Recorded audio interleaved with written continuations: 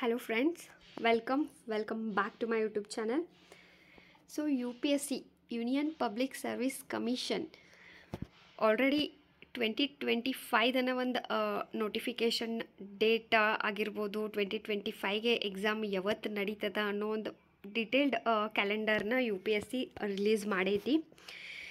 ಈ ವರ್ಷದ ಅಂದರೆ ಇನ್ನು 2024 ಪ್ರಿಲಿಮ್ಸು ನಡೆದಿಲ್ಲ, ಮೇನ್ಸು ನಡೆದಿಲ್ಲ, ಇಂಟರ್ವ್ಯೂ ನಡೆದಿಲ್ಲ. ಬಟ್ ಆಲ್ರೆಡಿ 2025 ಒಂದು ಟೈಮ್ ಟೇಬಲ್ನ UPSC ರಿಲೀಸ್ ಮಾಡೈತಿ. ಇದರಿಂದ ವಿದ್ಯಾರ್ಥಿಗಳಿಗೆ ಭಾಳನೇ ಹೆಲ್ಪ್ ಆಕೈತಿ. ಯಾಕಂದರೆ UPSC ಇದೊಂದು ದೊಡ್ಡ ಎಕ್ಸಾಮ್ ಆಗಿರೋದ್ರಿಂದ, ಸಿಲೆಬಸ್ ಯೂಸ್ ಇರೋದ್ರಿಂದ ಭಾಳಷ್ಟು ವಿದ್ಯಾರ್ಥಿಗಳ ಕೋಚಿಂಗನ್ನು ತೊಗೊಳ್ಳೋ ಪ್ಲ್ಯಾನ್ ಮಾಡ್ಕೊಂಡಿರ್ತಾರೆ. ಸೊ ಹೀಗಾಗಿ ಅವ್ರಿಗೆ ಕೋಚಿಂಗ್ ತೊಗೊಳ್ಳಿಕ್ಕಾಗಲಿ, ಒಂದು ಟೈಮ್ನ ಮ್ಯಾನೇಜ್ಮೆಂಟ್ ಮಾಡ್ಕೊಳ್ಳಿಕ್ಕಾಗಲಿ, ಒಂದು ಸ್ಟ್ರಾಟಜಿನ ರೆಡಿ ಮಾಡ್ಕೊಳ್ಳಿಕ್ಕೆ ಎಲ್ಲದಕ್ಕೂ ಅನುಕೂಲ ಆಗಲಿ. ಆ್ಯಂಡ್ ಆ ಸಿಲೆಬಸನ್ನು ಹ್ಯೂಸ್ ಇರೋದ್ರಿಂದ 1 ಇಯರ್ ಬಿಫೋರನ ಪ್ರಿಲಿಮ್ಸ್ ಮತ್ತು ಮೇನ್ಸ್ದ ಒಂದು ಟೈಮ್ ಟೇಬಲ್ನ UPSC ರಿಲೀಸ್ ಮಾಡ್ತೈತಿ. ಇದು UPSCದ IAS ಎಕ್ಸಾಮಿನೇಷನ್ ಅದು ಅಷ್ಟೇ ಅಲ್ಲ, UPSC ಕಂಡಕ್ಟ್ ಮಾಡೋ ಎಲ್ಲ ಎಕ್ಸಾಮಿನೇಷನ್ದೊಂದು ಆ್ಯನ್ಯುವಲ್ ಕ್ಯಾಲೆಂಡರ್ನ ರಿಲೀಸ್ ಮಾಡ್ತೈತಿ.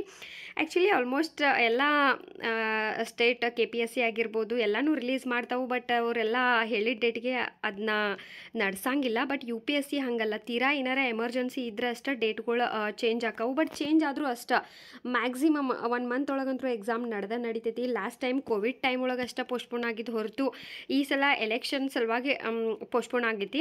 ಅದನ್ನು ಬಿಟ್ಟರೆ ಈ ಥರ ಸಿಲಿ ರೀಸನ್ಗಳಿಗೆಲ್ಲ ಅದು ಪೋಸ್ಟ್ಪೋನ್ ಆಗಂಗಿಲ್ಲ. ಸೊ ಟ್ರಸ್ಟ್ ಮಾಡಿಕಾಸ ನಿಮ್ಮ ಪ್ರಿಪ್ರೇಷನ್ನ ನೀವು ಸ್ಟಾರ್ಟ್ ಮಾಡ್ಕೊಳ್ರಿ. ಯಾಕಂದರೆ ಈ ಒಂದು ಎಕ್ಸಾಮ್ ಏನೈತಲ್ಲ, ಇದು ಜಸ್ಟ್ 6 ತಿಂಗಳು 3 ತಿಂಗಳೊಳಗೆ ಸಿಲೆಬಸ್ ಕವರ್ ಮಾಡೋದು ಭಾಳ ಡೌಟ್ ಐತಿದ. ಹೀಗಾಗಿ ಇದಕ್ಕೆ 1 ಇಯರ್ ಪ್ರಿಪ್ರೇಷನ್ ಅಂತೂ ಬೇಕಾಗ್ತೈತಿ. ಸೊ ಯಾರು 2025 ಪ್ರಿಪೇರ್ ಆಗತ್ತಿರಲ್ಲ ಅವರೆಲ್ಲ ಈ ಒಂದು ಟೈಮ್ ಟೇಬಲ್ನ ನೋಡ್ಕೊಂಡು ಕಾಸ ಎಕ್ಸಾಮ್ ಡೇಟಿಗೆ ಅನುಗುಣವಾಗಿ ನಿಮ್ಮ ಒಂದು ಕೋಚಿಂಗ್ ಜಾಯ್ನ್ ಆಗೋರು ಇದ್ರೆ ಕೋಚಿಂಗ್ ಜಾಯ್ನ್ ಆಗ್ರಿ. ಇಲ್ಲಪ್ಪ ಅಂತಂದ್ರೆ ನಿಮ್ದು ಸೆಲ್ಫ್ ಸ್ಟಡಿ ಮಾಡೋರಿದ್ರೆ ಎಲ್ಲ ಪುಸ್ತಕಗಳನ್ನ ಪರ್ಚೇಸ್ ಮಾಡ್ಕೊಂಡು ಕಾಸ ಸ್ಟಡಿನ ಸ್ಟಾರ್ಟ್ ಮಾಡ್ಕೊಳ್ರಿ. ಸೊ ಇಲ್ಲೇ ಸಿವಿಲ್ ಸರ್ವಿಸ್ ಪ್ರಿಲಿಮಿನರಿ ಎಕ್ಸಾಮಿನೇಷನ್ 2025 ಮತ್ತು ಇಂಡಿಯನ್ ಫಾರೆಸ್ಟ್ ಸರ್ವಿಸ್ ಪ್ರಿಲಿಮಿನರಿ ಎರಡೂ ಒಂದೇ ದಿನಾನ ನಡೀತಾವ.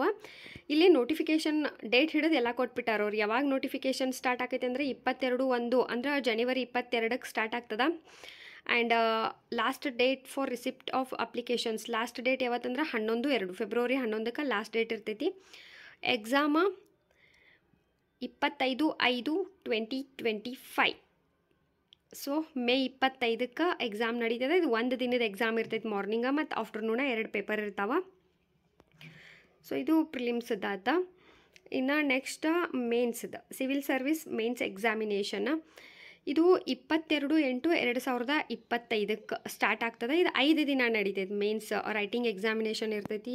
ಹೀಗಾಗಿ 5 ದಿನ ತೊಗೋತೈತೆ. ಅಂದರೆ 22, 23, 24, 25, 26ರವರೆಗೂ ನೀವು ಒಂದು ಪೇಪರ್ಗಳು ನಡೀತಾವೆ ಮೇನ್ಸದು.